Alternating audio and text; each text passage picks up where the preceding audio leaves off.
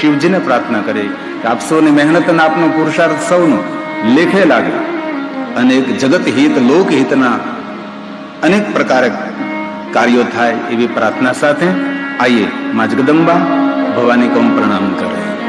પ્રથમં શૈલપુત્રી દ્વિતીયં બ્રહ્મચારિણી તૃતીયં ચંદ્રઘંટેતિ કુષ્માંડેતિ ચતુર્થકં પંચમં સંયમાતેતિ ષષ્ઠં કાત્યાયનીતિ ચ સપ્તમં કાલરાત્રેતિ મહાગૌરી ચ અષ્ટમં નવમં સિદ્ધિદાત્રી ચ નવદુર્ગા પ્રકીર્તિતા ઉક્તાનિ તાનિ નામાનિ બ્રહ્મણેવ મહાત્મના બ્રહ્મણેવ મહાત્મના. નવદુર્ગાને પ્રણામ કરી ભગવાન મહાદેવની કથાનો પ્રારંભ કરી. ધર્મક્ષેત્રે મહાક્ષેત્રે ગંગા કાલિંદી સંગમે પ્રયાગે પરમ પુણ્ય બ્રહ્મલોકસ્ય વર્તમાને. બ્રહ્મલોકના માર્ગ સ્વરૂપ પ્રયાગ તીર્થમાં સૂત પુરાણે જે ભગવાન મહાદેવની કથા કહે છે. ગઈકાલે આપણે કથાનું દર્શન કરતા હતા કે નારદજીએ શિવ ગુણોને શ્રાપ આપ્યો. શ્રાપ આપવાથી નારદજીને શું થયું? ચિત્તમાં સંતાપ ઉત્પન્ન થયો. સંતાપમાંથી છૂટવા માટે સ્વયં નારદજી ભગવાન વિષ્ણુજીને પ્રાર્થના કરે છે, ભગવાન સંતાપમાંથી હું કેવી રીતે મુક્ત થઈ શકું, આપ મને ઉપાય દેખાડો. ત્યારે ભગવાન વિષ્ણુજી નારદજીને ભગવાન મહાદેવને ભક્તિનું માર્ગદર્શન આપે છે અને ભગવાન સ્વયં વિષ્ણુજી નારદજીને કહે છે, હે નારદ, મનને શાંત કરવા માટે શ્રેષ્ઠ ઉપાય છે આપાદ મસ્તકમ સમ્યમ ભસ્મ નોદુલ્ય સાદરમ. આદર સાથે આપના ભાલમાં ભસ્મનું ત્રિપુંડ કરો. મન તમારું શાંત થશે. ક્યારે આપને પ્રશ્ન થવો જોઈએ કે ભગવાન મહાદેવજી પોતાના અંગ પર ભસ્મ શા માટે લગાવે છે? ભસ્મ લગાવવાનો અર્થ એક જ છે. મનુષ્ય માત્રને એક સુંદર સૂચન કરે છે કે હે મનુષ્ય, તારા આત્માના સ્વકલ્યાણ માટે તું કાંઈ કરજે. બાકી તારી આંખો દ્વારા જે કાંઈ દેખાય છે એ બધું જ નાશવંત છે. સ્વયં ભવાની ઉમૈયાએ મહાદેવને પૂછ્યું કે ભગવાન મહાદેવજી, આપના અંગ પર ભસ્મ લગાવવાનો અર્થ કયો? રામચરિત માનસ તુલસીમાં તેને જવાબ આપ્યો છે કે ઉમા, આ જગત જે આપણે આંખો દ્વારા જોઈ રહ્યા છીએ, જગત એક સપન છે. જગતનું સાર તત્વ એ ભસ્મ છે, એ રાખ છે. આ બધું જ નાશવંત છે અને એ તો સત્ય છે. બાળકથી લઈને વયોવૃદ્ધ વ્યક્તિ સુધી આ વસ્તુ જાણે છે કે જે કાંઈ દેખાય છે એ બધું નાશવંત છે. એક સપનું છે નિંદ્રામાં, બીજું સપનું છે જાગ્રત અવસ્થામાં. બાકી બંને સપન જ છે. રાત્રિનું સપનું તો નિંદર ખુલતા પૂરું થાય, પણ દિવસનું સપનું તો જીવન પૂર્ણ થતા પૂર્ણ થાય છે. એ સપનું ચાલતું જ રહે છે. તેથી રામચરિત માનસ તુલસી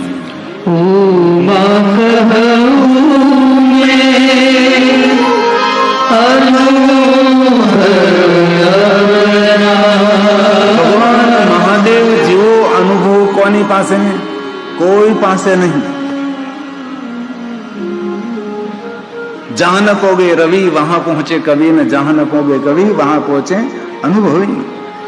શિવજી કહે છે કે મારો અનુભવ છે, યુગો યુગો કલ્પ કલ્પથી હું જોતો આવું છું કે આ બધું જ નાશવંત, સર્જન અને વિસર્જન નિરંતર આ સૃષ્ટિનો એક ક્રમ છે. તેથી ઉમૈયા, હું સત્ય કહું છું. ભગવાન સ્વયં મહાદેવ બોલે છે,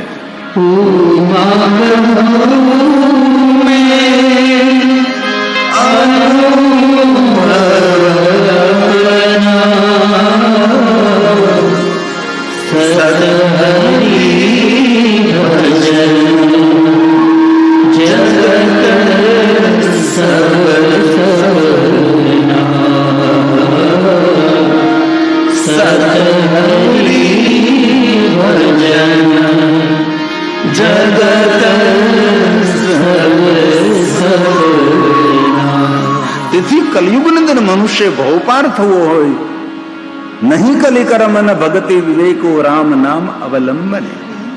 આ યુગની અંદર કોઈ મોટી મોટી સાધના, ઉપાસના, અનુષ્ઠાન કરવા એ બહુ જ અઘરું પડે છે. હાલતા ચાલતા, બેસતા ઉડતા, ખાતા પીતા, ઊંઘતા જાગતા, ઘરમાં વનમાં શમશાનમાં, પવિત્ર અવસ્થામાં અપવિત્ર અવસ્થામાં જીવાગ્રે વર્તતે.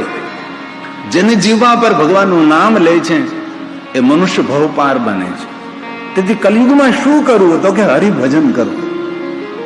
કામ કરતા જાઓ, ઘરનું કામ લેતા જાઓ, હરિનું નામ. એ જ આપણા માટે સરળ છે. આપણે કોઈ કથા સાંભળીને હિમાલય પહાડમાં તપસ્યા કરવા નારદની જેમ નથી જવું, અને જવાના પણ નથી. આપણા માટે એક જ ઉપાસના, આપણા માટે એક જ સાધના છે. કોઈ પણ પ્રવૃત્તિ કરતા હોય, કોઈ પણ કાર્ય કરતા હોય, ઈશ્વરનું નામ નહીં છોડવું. સત્ય બોલતા હોય તો પણ ઈશ્વરનું નામ લેવું. ક્યારેક મજબૂરીમાં જુઠ્ઠું બોલાતું હોય તો પણ ઈશ્વરનું સ્મરણ છોડવું નહીં. કલયુગની અંદર ભવપાર કરવા માટે શિવનામ તરીમ પ્રાપ્યમ સંસાર બંતરંતી તે સંસાર મૂલ પાપાની તાની નશંતિ સંશય. રામચરિત માનસ તુલસીને ભાઈ કહ્યું, કલયુગ કેવલ નામ આધાર.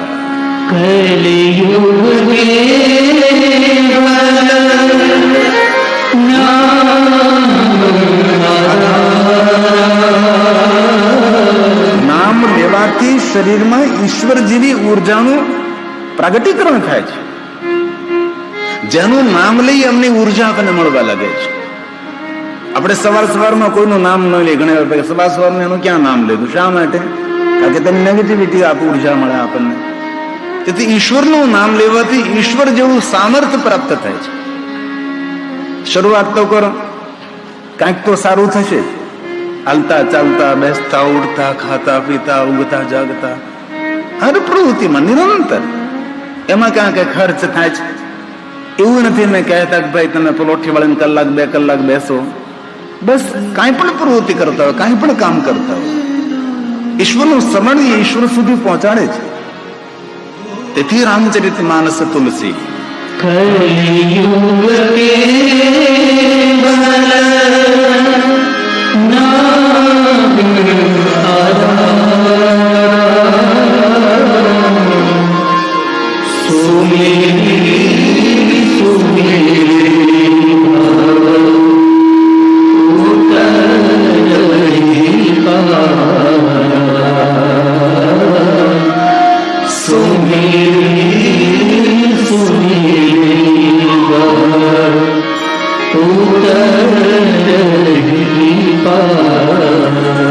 શિવ મહાપડ ગ્રંથમાં ભસ્મનો અર્થ થાય છે નાશવંત. અંગ પર શમશાનની ભસ્મ શા માટે શિવજી ધારણ કરે છે? જગતને એક મોટો સંદેશ પૂરો પાડવા માટે. ભસ્મનો એક મંત્ર છે, આપણને સૌને તો ન કંઠસ્થ હોય, પણ એ મંત્રની અંદર એવું દર્શાવ્યું છે કે આ જે કાંઈ આંખો દ્વારા દેખાય છે એ બધું નાશવંત છે. ઓમ અગ્નિતિ ભસ્મ, વાયુરિતિ ભસ્મ, જલમિતિ ભસ્મ, સ્થલમિતિ ભસ્મ, વ્યોમમિતિ ભસ્મ, સર્વ હવા ઇદમ ભસ્માનિ મન્યતાનિ ચક્ષુનાનિ ભસ્માનિ. હે મહાદેવ, હે મહાદેવ.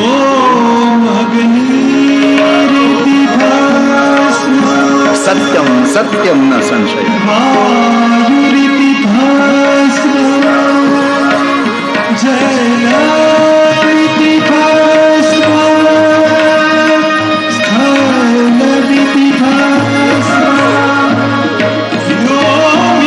શ્રોત ભસ્મ, સ્માર્ત ભસ્મ, અગ્નિ ભસ્મ, લૌકિક ભસ્મ, વેદાગ્નિ જનિત ભસ્મ, દેવાગ્નિ જનિત ભસ્મ, રજત ભસ્મ, સુવર્ણ ભસ્મ.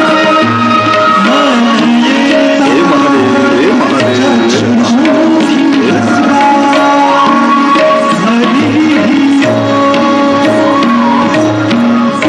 ક્યારેય પણ ભગવાન મહાદેવની પૂજા કરવાનો અવસર મળે, પૂજા પ્રારંભ કરતા પહેલા ભાલમાં ભસ્મનું ત્રિપુંડ કરવું.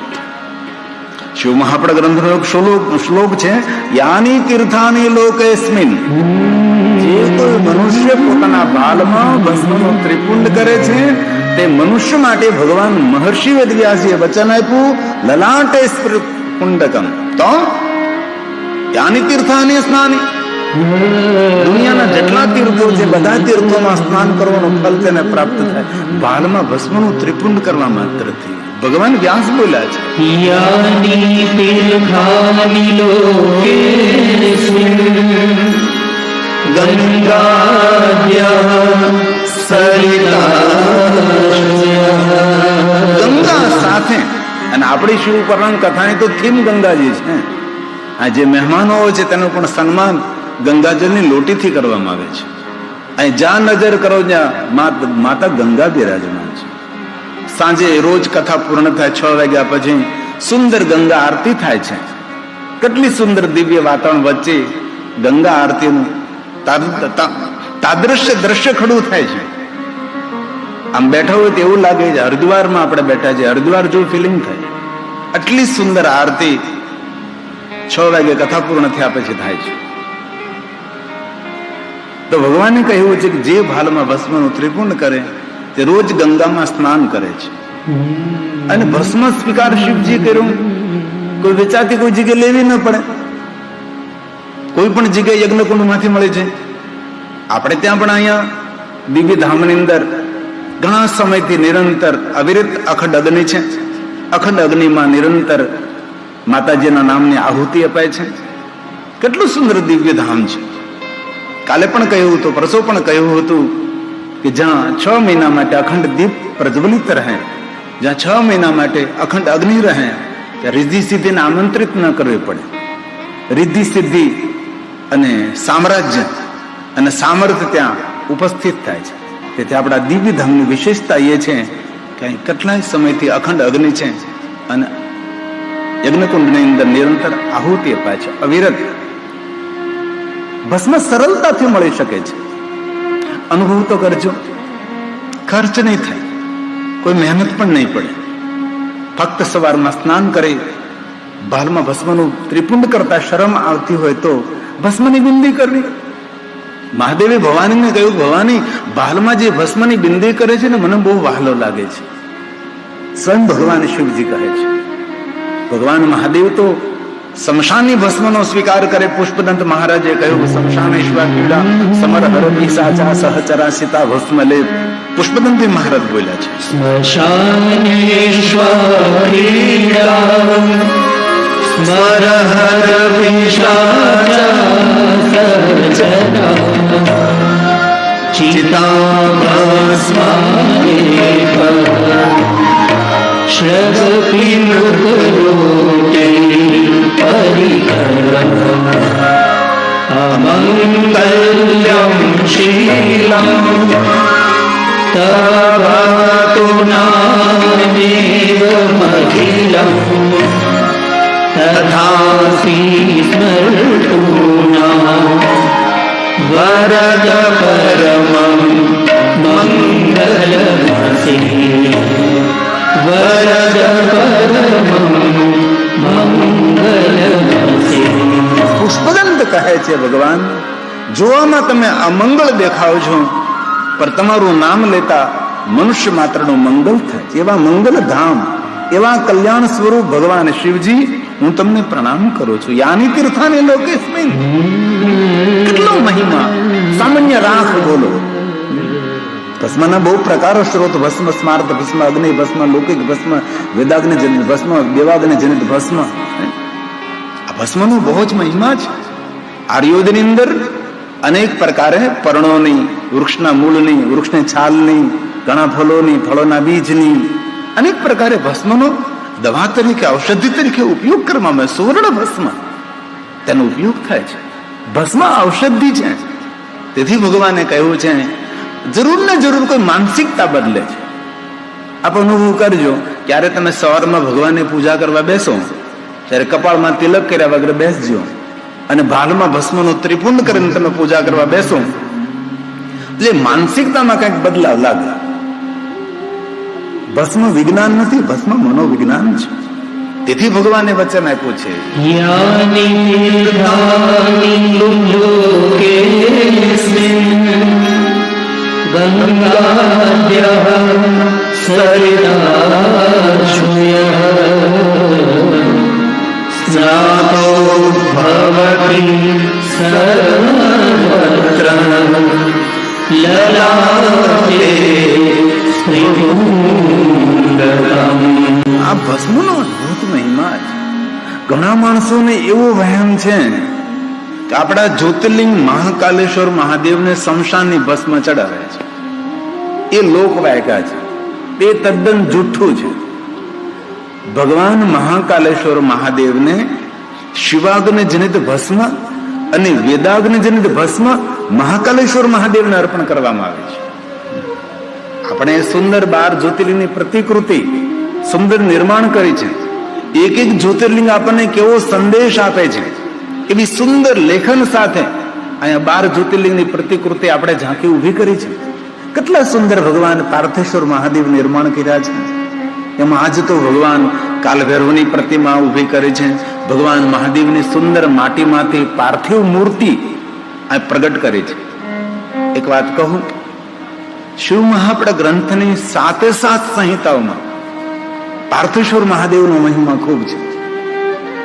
દરેક દેવતાઓએ પાર્થેશ્વર મહાદેવની પૂજા કરી. દરેક ઋષિ મુનિઓએ પાર્થેશ્વર મહાદેવની પૂજા કરી. ભગવાન રામજીએ પાર્થેશ્વર મહાદેવની પૂજા કરી. ભગવાન દ્વારકાધીશ કૃષ્ણ ભગવાને પાર્થેશ્વર મહાદેવની પૂજા કરી.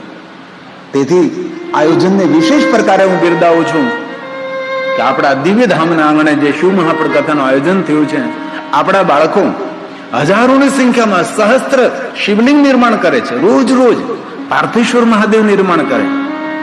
કથા પૂર્ણ થયા બાદ કથા પ્રારંભે ત્યાં દર્શન કરવા જવું જોઈએ. બહુ ઓછા માણસો જાય છે. પાર્થેશ્વર મહાદેવની સુંદર સ્થાપના કરે છે. પાર્થેશ્વર યંત્ર પૂજા, પાર્થેશ્વર મંત્ર પૂજા. અત્યારે જે ટેલિવિઝનમાં તમે જોઈ રહ્યા છો એ 12 જ્યોતિર્લિંગની પ્રતિકૃતિ જ્યાં સ્થાપિત કરી છે ત્યાં સુંદર આ પાર્થેશ્વર મહાદેવની પૂજા વિધિ છે. આજે સુંદર ભગવાન મહાદેવના પાર્થેશ્વર લિંગો નિર્માણ કર્યા છે. જીવનની દરેક કામના, દરેક મનોકામના પૂર્ણ કરનારી કોઈ જો મહાદેવની પૂજા હોય તો પાર્થેશ્વર મહાદેવની પૂજા છે. માટીમાંથી જે શિવલિંગો બને છે તેને પાર્થેશ્વર મહાદેવ કહેવાય છે. આપણા દરેક જ્યોતિર્લિંગોમાં મૂળમાં પાર્થેશ્વર મહાદેવની પૂજા છે. અને પાર્થેશ્વર મહાદેવની પૂજાથી આપણો જ્યોતિર્લિંગો પ્રગટ થયા. પાર્થેશ્વર મહાદેવની પૂજાથી સૌની મનોકામના પૂર્ણ થઈ. રાજા દશરથજી ગુરુ વશિષ્ઠ મહારાજને પૂછે છે, હે ગુરુ વશિષ્ઠ મહારાજ, હું નિસંતાન છું, મારે પુત્ર પ્રાપ્તિ માટે શું કરવું જોઈએ? ત્યારે ગુરુ વશિષ્ઠ મહારાજે એમ કહ્યું કે રાજા દશરથ, તમારા કુલ દેવતા મહાદેવ છે. તમારી કુલ પરંપરામાં શિવની પૂજા છે.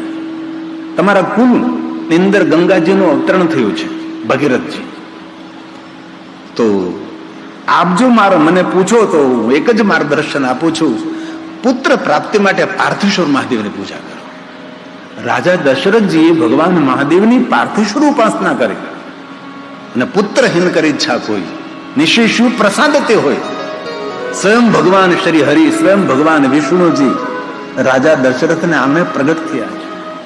તેથી ક્યારેક અવસર મળે તો, આપણી પાસે સમય તો હોય નહીં કઈ, એમાંથી વ્યસ્ત જીવનમાંથી સમય કાઢીને વિશેષ પ્રકારે સોમવાર હોય ત્યારે પાર્થેશ્વર મહાદેવની પૂજા કરીએ, ત્રયોદશી હોય ત્યારે પાર્થેશ્વર મહાદેવની પૂજા કરીએ, અથવા આપણા દીકરાના લગ્ન થવાના હોય એ પેલા પાર્થેશ્વર મહાદેવ પૂજા ઉત્સવ કરીએ. 11 બ્રાહ્મણોને વિદ્વાનને બોલાવીએ, 9 બ્રાહ્મણને બોલાવીએ, 7 બ્રાહ્મણને બોલાવીએ, અથવા 5 બ્રાહ્મણ, અથવા 3 બ્રાહ્મણ, અથવા 2 બ્રાહ્મણો, એક સહાયક ને એક મુખ્ય બ્રાહ્મણ. જેવી રીતે આંગણે ભગવાન સત્યનારાયણની કથા કરીએ એવી રીતે આંગણે પાર્થેશ્વર મહાદેવ પૂજા ઉત્સવ કરી શકાય છે. આપણા કાર્યો, આપણા પ્રસંગો નિર્વિઘ્ને સંપૂર્ણ પરિપૂર્ણ થાય. કોઈ મોટી યાત્રા કરવી હોય તો પાર્થેશ્વર મહાદેવની પૂજા કરીએ. કોઈ તો તથ્ય રહેલું છે તેની અંદર, કોઈ તો અર્ક રહેલો છે, કોઈ ને કોઈ તેની અંદર તો ઉજા રહેલી છે. શિવ મહાપણના હર સંહિતામાં આ પાર્થેશ્વર મહાદેવની પૂજાનો મહિમા ગયો છે. અને ક્યારેક અવસર મળે તો તુલસીની બાજુમાં બેસીને પાર્થેશ્વર મહાદેવની પૂજા કરે. ક્યારેય અવસર મળે તો બિલવૃક્ષ નીચે બેસીને પાર્થેશ્વર મહાદેવનું પૂજન કરો. અનંત કોટી ફળ મળે છે. ક્યારે સરિતાના તટે, સાગરના તટે, ક્યારે ઘનઘોર જંગલમાં વનમાં ગયા, ત્યાં પાર્થેશ્વર મહાદેવની પૂજા કરી. એવા અનેક મહાદેવના ભક્તોને મેં જોયા છે કે રોજ પાર્થેશ્વર મહાદેવનું પૂજન કરે. અરે બહાર ગામ જાય, કોઈને ઘરે મહેમાન થાય, માટી સાથે લઈ જાય, ત્યાં સુંદર પોતાના બેગમાંથી માટી કાઢીને સુંદર શિવલિંગ બનાવે, ભગવાનની પૂજા કરે. જેના ઘરે મહેમાન થયા હોય એ ઘરના સભ્યો પણ ખૂબ રાજી થાય કે અમારા ઘરે ભગવાનનું પૂજન થયું, અમારા ઘરે ભગવાનના નામ લેવાના. તો ભગવાન મહાકાલેશ્વરને શમશાનની ભસ્મ ચડાવવામાં નથી આવતા, વેદાગ્નિ જનિત, દેવાગ્નિ જનિત ભસ્મ ચડાવવામાં આવે છે. એ ભસ્મ શુભ છે, ભસ્મ મંગલ છે. ક્યારેય તમને અવસર મળે અને ક્યારેય તમે સવારમાં મહાકાલેશ્વરની મહાઆરતીમાં, ભસ્મ આરતીમાં જાઓ ને તમને જો ભસ્મનો પ્રસાદ મળે તો ભસ્મ ઘરમાં લઈ શકાય છે. ઘણા લોકોને ખબર નથી, એવું સમજે કે શમશાનની ભસ્મ છે એટલે બહાર નીકળીને ફેંકી દે. એવું ન કરાય. એ શુભ છે, એ મંગલ છે. આપણી માનસિકતાને પરિપક્વ કરે, આપણી માનસિકતાને ઠીક કરે છે. તેથી ભસ્મનો મહિમા છે.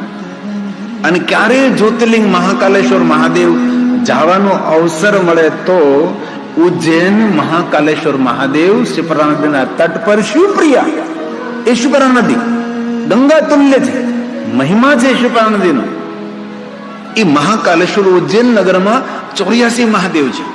અતિ પ્રાચીન, યુગ પ્રાચીન, કલ્પ પ્રાચીન, મન્વંતર પ્રાચીન એવા અગણિત ભગવાન મહાદેવનું લિંગ સ્વરૂપ છે. ક્યારેક આપને જો મહાકાલેશ્વર જવાનો અવસર મળે તો, પણ એ 84 મહાદેવની યાત્રા કરતા લગભગ 3-4 દિવસ લાગી જાય, રોકાવું પડે ત્યાં. અને આપણે તો તીર્થોમાં કેવી રીતે જઈએ? ભાગ કરતા જઈએ છીએ. આપણે તીર્થોમાં સ્થિત નથી થતા, તીર્થોમાં રોકાણ નથી કરતા, તીર્થ સેવન નથી કરતા, તીર્થમાં રોકાતા નથી. અને ક્યારેય અવસર મળે તો રુદ્ર રાત્રિ જ્યોતિર્લિંગમાં નિવાસ કરો. રુદ્ર રાત્રિ એટલે 11 રાત્રિ રોકાવું. આમ તો શિવપુરાણ ગ્રંથમાં એવું કહ્યું છે કે વ્યવહારિક જીવન પૂર્ણ થાય, બાકીનું રહેલું આયુષ્ય એ જ્યોતિર્લિંગોમાં વિતાવવું, એ તો કઈ આપણે થવાનું નથી. 11 રાત્રિ રોકાવું, 9 રાત્રિ રોકાવું, સપ્તરાત્રિ, પંચરાત્રમ, ત્રિરાત્રમ, એક રાત્રિ પણ જ્યોતિર્લિંગમાં આપણું મંગલ કરી શકે છે.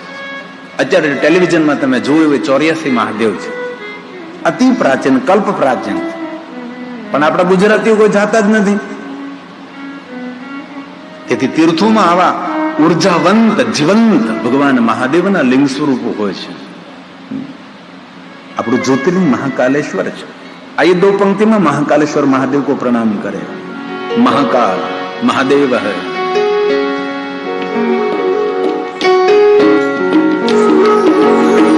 સુંદર રચના છે, અમારી રચના છે.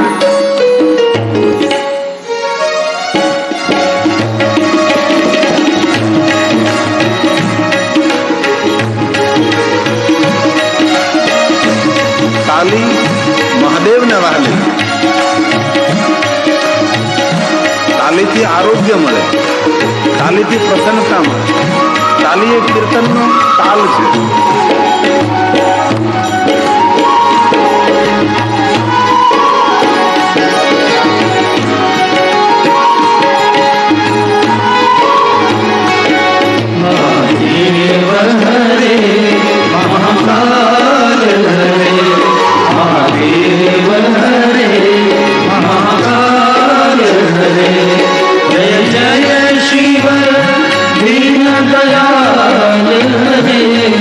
जय जय